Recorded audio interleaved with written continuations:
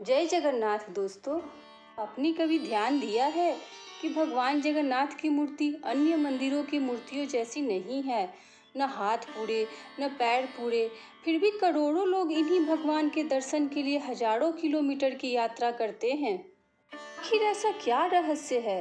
भगवान जगन्नाथ के इस अद्भुत स्वरूप में क्या मूर्ति सचमुच अधूरी रह गई थी, या भगवान स्वयं इसी रूप में दुनिया के सामने आना चाहते थे? इस कथा के अंत में आपको एक ऐसा आध्यात्मिक संदेश मिलेगा जो शायद आज तक आपने कभी नहीं सुना होगा। तो आइए शुरू करते हैं भगवान जगन्नाथ की उस दिव्य लीला को, जिसने सदियों से करोड़ों भक्तों को भाव विभोर किया है। तो शुरू करने से पहले बोलिए मेरे साथ, भगवान जगन्नाथ की जय, भगवान बलभद्र की जय, माता सुभद्रा की जय। बहुत समय पहले मालवा देश में एक धर्मपरायण और विष्णु भक्त राजा राज्य करते थे। उनका नाम था राजा इंद्रद्युम्न और उनकी पत्नी का नाम गुंडीचा था। राजा के पास धन, वैभव और शक्ति की कोई कमी नहीं थी, लेकिन मन में एक अधूरी इच्छा हमेशा बनी रहती थी। वे चाहते थे कि उन्हें भगवान विष्णु के एक ऐसे दिव्य स्वरूप के दर्शन हो जिनके दर्शन संसार में बहुत कम लोगों को मिले हो। एक दिन उनके राज दरबार में एक महात्मा आए।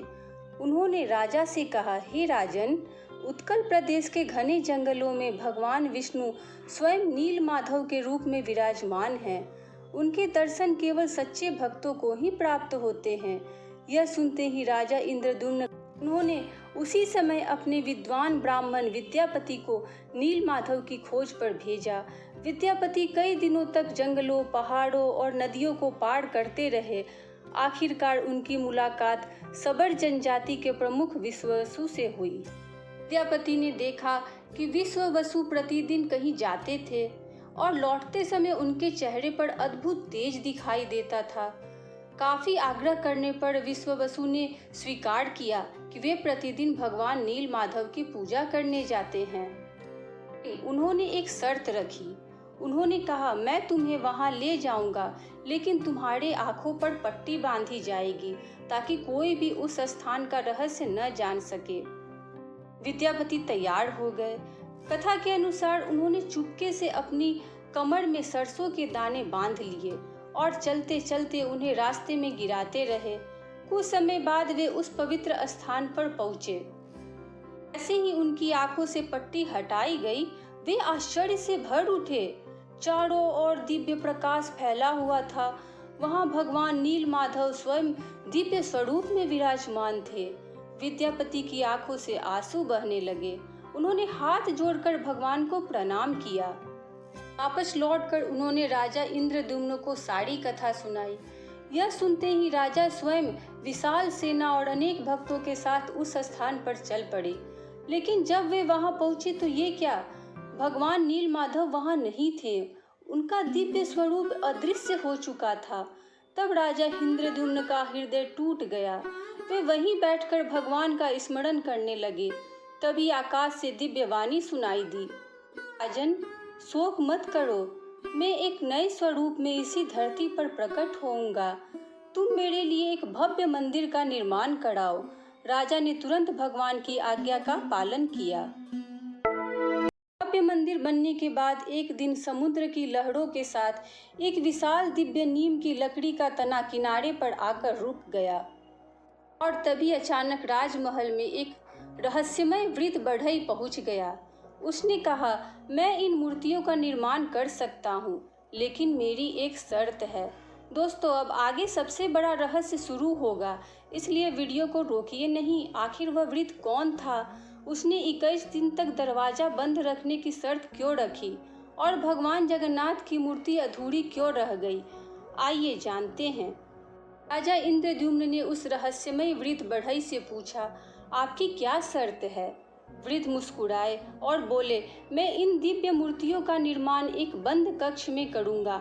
जब तक मैं स्वयं बाहर न आऊं, कोई भी दरवाजा नहीं खोलेगा। यदि किसी ने बीच में दरवाजा खोल दिया तो मैं उसी क्षण अपना कार्य अधूरा छोड़ दूंगा। राजा ने बिना देर किए उनकी शर्तें स्वीकार कर ली। कथा के अनुसार वह कोई साधारण बढ़ई नहीं थे। अनेक परंपराओं में उन्हें स्वयं भगवान विश्वकर्मा का रूप माना जाता है।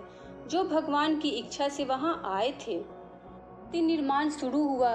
पहले कई दिनों तक कमरे से छैनी और हथौड़ों की आवाज आती रही। सभी को विश्वास था कि भगवान का अद्भुत स्वरूप तैयार हो रहा है, लेकिन कुछ दिनों बाद अचानक कमरे से कोई आवाज आनी बंद हो गई। एक दिन बीता, फिर दूसरा, फिर तीसरा। रानी गुंडीचा चिंतित हो उठी। उन्होंने राजा से कहा, कहीं उस वृद्ध के साथ कोई अनहोनी तो नहीं हो गई? यदि हम देर करेंगे तो यह पाप होगा। राजा असमंजस में पड़ गए। एक और भगवान से किया गया वचन था और दूसरी ओर रानी की चिंता। आखिरकार उन्होंने भारी मन से कक्ष का द्वार खुलवाने का निर्णय लिया। जैसे ही दरवाजा खुला, सभी स्तब्ध रह गए। वहां कोई वृद्ध बढ़ई नहीं था। कमरे के मध्य भगवान जगन्नाथ, बलभद्र और माता सुभद्रा की दिव्य मूर्तियां विराजमान थी, लेकिन उनके हाथ पूर्ण नहीं थे। उनके चरण भी सामान्य मूर्तियों की तरह नहीं बने थे। वही क्षण था जिसने इतिहास बदल दिया। राजा इंद्रद्युम्न की आंखों से आंसू बहने लगे। उन्हें लगा कि उनसे बहुत बड़ी भूल हो गई। यदि वे कुछ दिन और प्रतीक्षा कर लेते तो शायद मूर्तियां पूर्ण हो जाती। तभी भगवान की दिव्य वाणी सुनाई दी, हे राजन, शोक मत करो। यह सब मेरी इच्छा से हुआ है। मैं कलयुग में इसी स्वरूप में पूजे जाने की इच्छा रखता हूँ। भगवान ने मानो यह संदेश दिया कि उन्हें बाहरी सुंदरता या पूर्णता की आवश्यकता नहीं है। उनके लिए सबसे बड़ा मूल्य सच्ची श्रद्धा और निष्कलुष भक्ति का है। कारण आज करोड़ों भक्त भगवान जगन्नाथ के इसी अद्भुत स्वरूप के दर्शन करते हैं और इसे अपूर्ण नहीं बल्कि ईश्वर की पूर्ण लीला मानते हैं।